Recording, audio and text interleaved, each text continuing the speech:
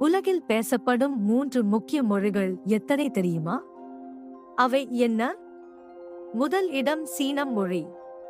இது உலகில் அதிகமாக பேசப்படும் மொழிகளில் ஒன்று. சீனம் மொழியை பேசுவது சிறந்த வாய்ப்பு என்று சொல்லப்படுகிறது. இரண்டாவது இடம் ஹிந்தி மொழி. இந்தியாவில் பேசப்படும் மொழிகளில் அதிகமாக பயன்படுத்தப்படும் மொழிகளில் ஒன்று. ஹிந்தி மொழியை அறிந்து அதிக பாராட்டுகளை பெற முடியும். மூன்றாவது இடம் ஆங்கிலம் மொழி.